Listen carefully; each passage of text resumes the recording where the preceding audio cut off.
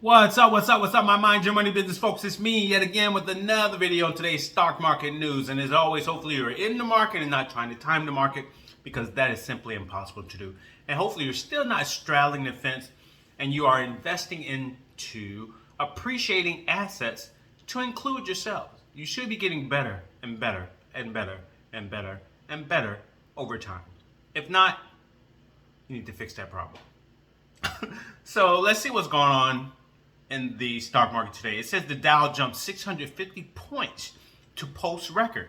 S&P 500 climbs above 6,900 for the first time.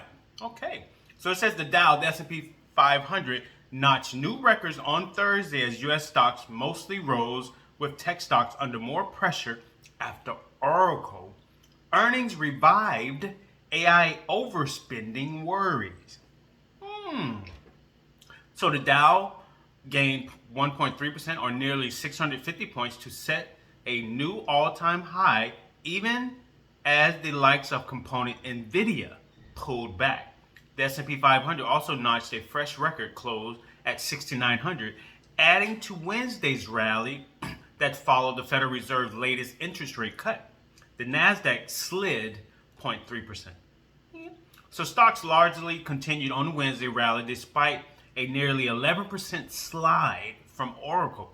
The company's earnings late Wednesday brought AI overspending fears back with a vengeance after the software giant missed on cloud sales and hiked its already aggressive data center spending by $15 billion. I don't understand why they keep saying these companies are overspending on AI. This is new technology. It's going to take time. They have to spend the money, and then it's going to take time before everything settles in to start making profits. I don't understand why they keep talking about this like these companies don't know what they're doing. Who would spend $15 billion on something that's not going to work? Everyone's doing it. It's not just Oracle. Microsoft is doing it. Amazon is doing it. Meta is doing it.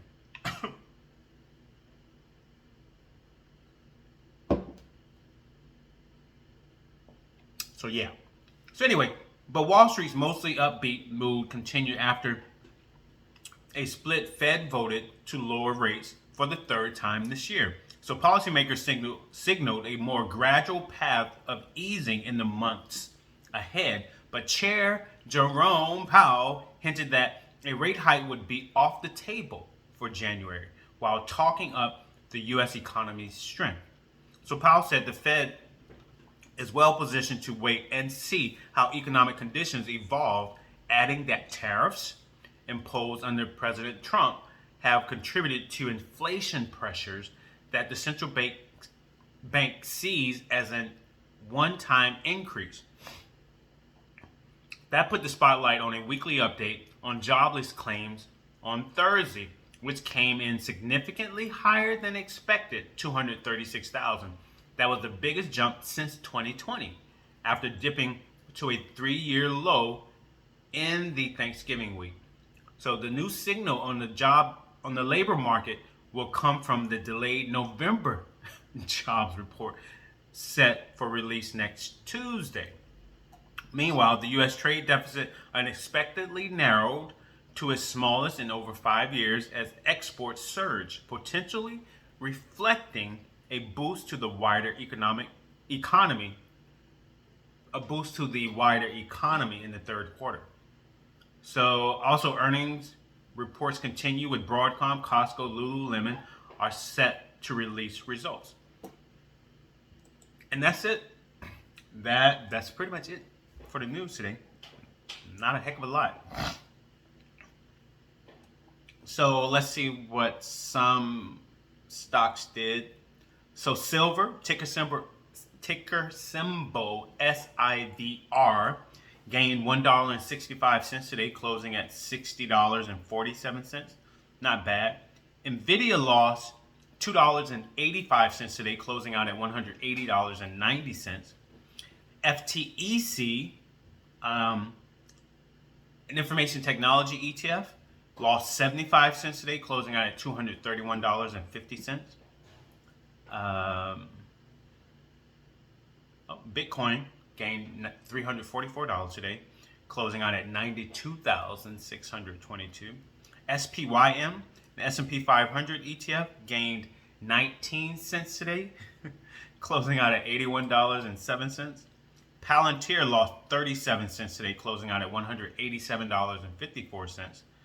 Broadcom took a big hit today, losing $6.60, closing out at $406.37. And Tesla lost $4.54 today, closing out at $446.89. So that's what happened in the market today. What did Microsoft do?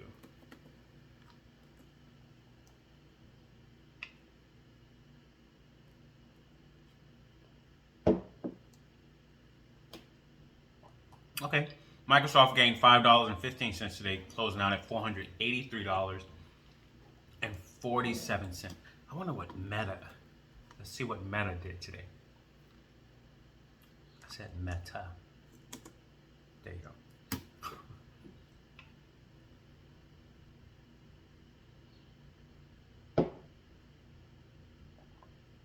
Okay, Meta gained $2.58 today, closing out at $652.71.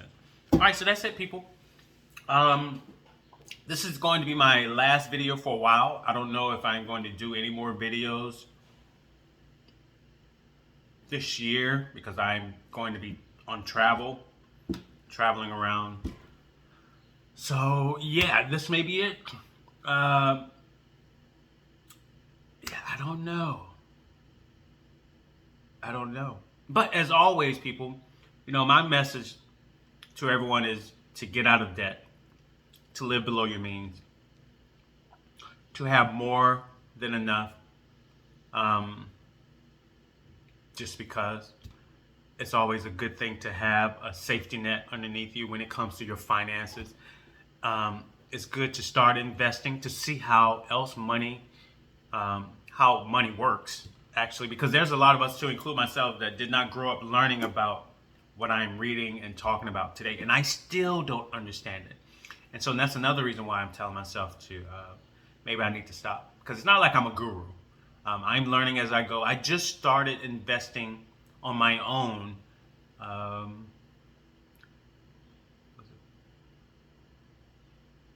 5 years ago.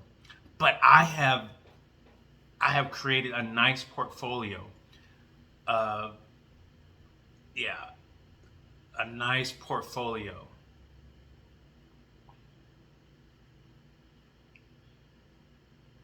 In 5 years, just from investing and figuring stuff out, making mistakes. I've lost a few thousand, but not hundreds of thousands or 50,000 or 20,000. I haven't even lost 10,000. I might have lost maybe, I don't know, a few $1,000s in some things that I did not research properly. But other than that, I have made a lot of money. I've made more money than I thought I would. Now, I made more money. The money that I've made, I didn't see myself making. Let's just put it that way. I did not see this coming. That's why I'm so, I'm in awe about it, and that's why I wanted to share it with whomever watches it. And so maybe you too will start your journey, and in 5 years you're going to have more money invested than you thought you would ever have invested, because it's new to you. It's something that you didn't grow up learning about. It's just something that you started to look into recently. My biggest thing was just getting out of debt. I was following the Dave Ramsey plan. Then COVID happened. I had a coworker talk to me about investing. I did what he instructed me to do.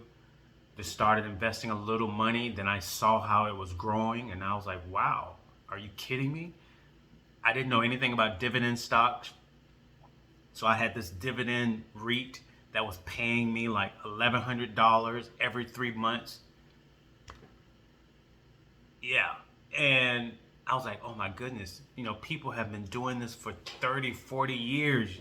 They could have had their kids set up on things like this, and they're probably getting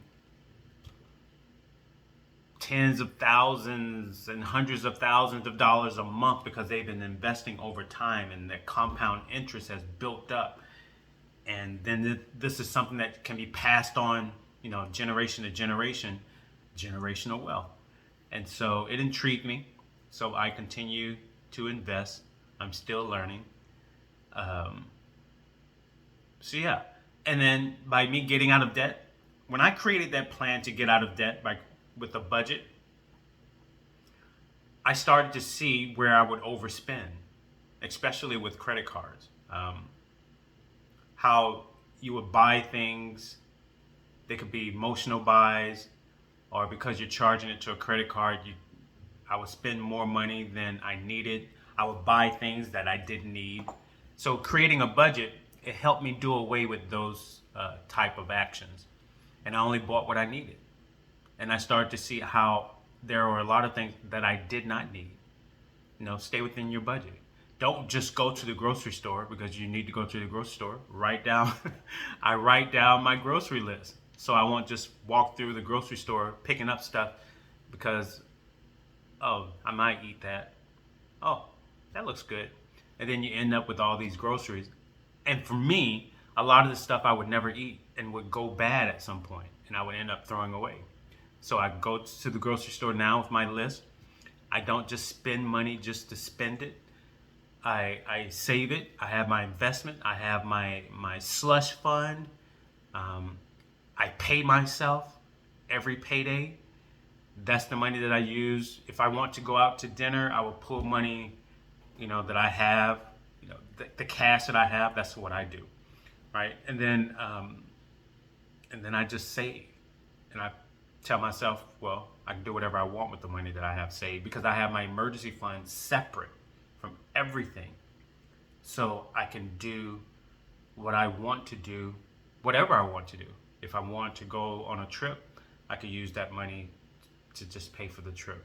If I want to fly business class, I can pay the few extra thousands of dollars to fly business class if that's what I want to do.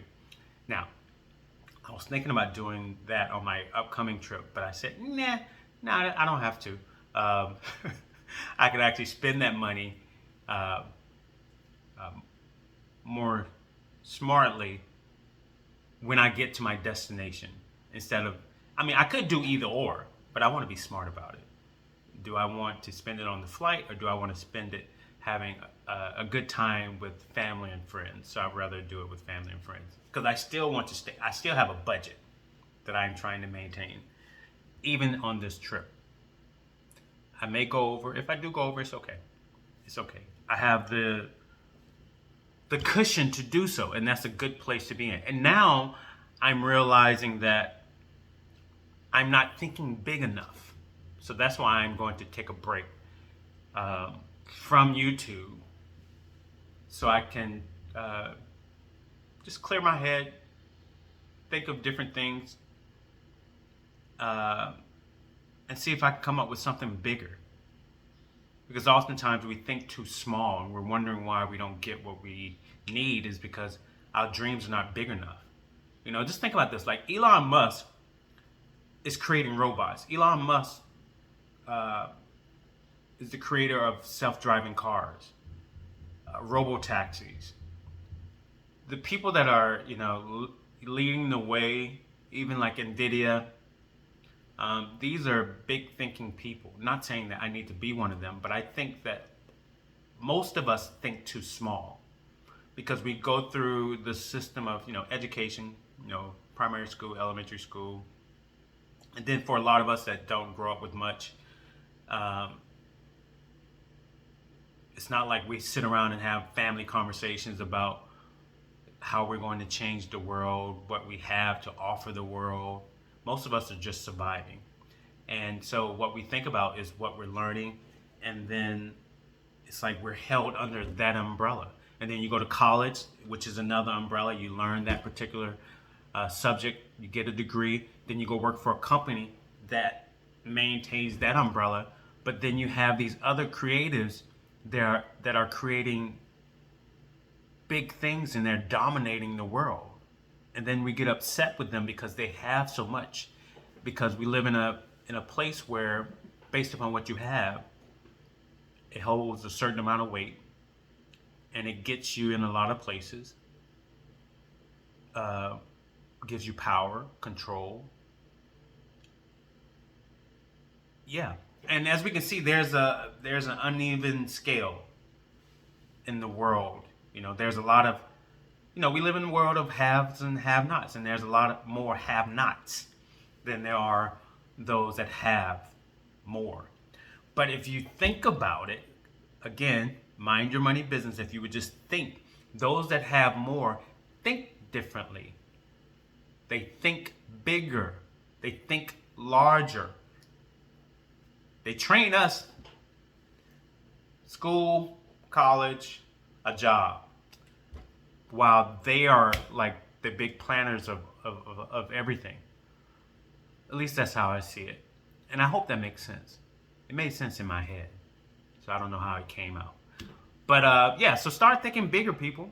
There's no harm in it. I heard some speaker, Kevin Trudeau, I forgot his name. And he mentioned a book that I'm going to order as soon as I'm going to order this book now. I have to look it up. I heard him mention it. I wrote it down on something. Let me go to Amazon. I think it's called The Magic of Thinking Big. We are a very unique species, and we're underutilizing our capabilities. Yeah, The Magic of Thinking Big.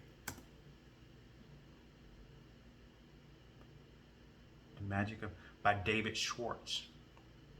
Oh, the true secret of success. Okay, yeah, I'm ordering this book.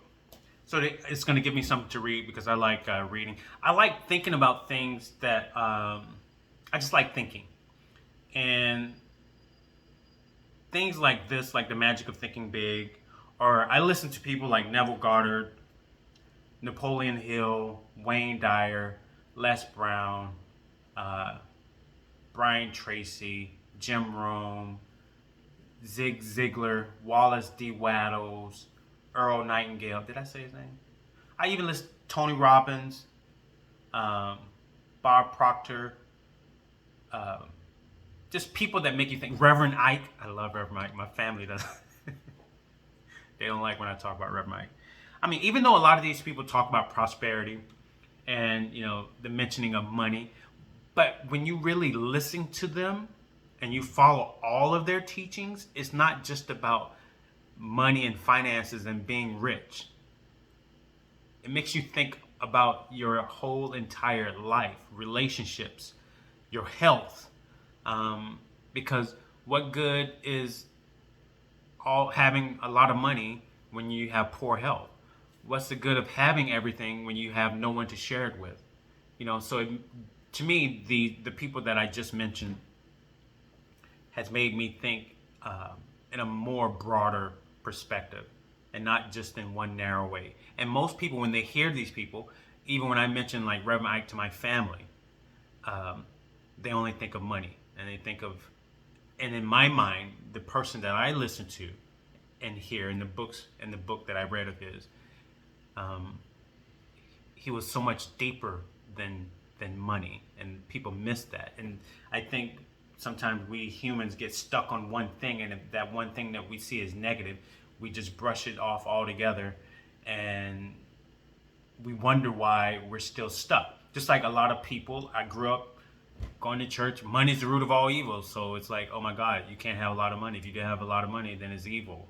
It's not money's the root of all evil. It's the way that people use money can be evil. Money is nothing. You can use money you can flush it down the toilet if you want to. So it's like changing your perspective and reading books like the one that I'm about to order, reading those books that I have on my table. It gives me a different perspective, a different way of thinking, and not being locked just in one lane or having that narrow perspective and being rigid and not being open-minded enough to see things from a different angle. Because here's the key: there's more than one way to success. There's more than one way to skin a cat. And so we need to understand that that one way isn't the only way. So someone like me just needs different perspective to look at things, and that helps me move forward, and that may help you as well. All right, so I'm going to end this video. Hopefully you guys will have a great and prosperous holiday, new year. Continue to invest into yourselves, your family. I may or may not be back on YouTube. I don't know. It just depends. But like, comment, subscribe to this video. Well, just like this video. You don't have to subscribe because I don't know if I'm going to put out anymore. But I've done what I had set out to do. And creating these videos that I've created on this channel was a perfect distraction that I needed.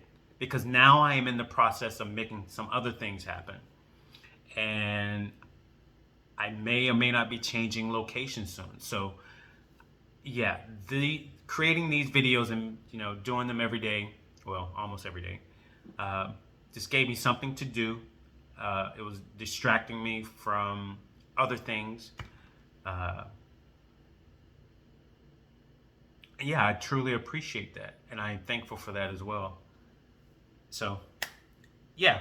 Oh, disclaimer, because I forgot to say it on yesterday's video. I'm not a financial advisor. So any and all information on my channel is for entertainment purposes only. It just reflects my opinion. So please consult with a financial advisor before you invest any of your hard-earned money. And if you need any other type of assistance or help, please consult with a professional, because I'm just a random guy on YouTube. All right, so you guys take care. Have a blessed day. Peace. Love y'all.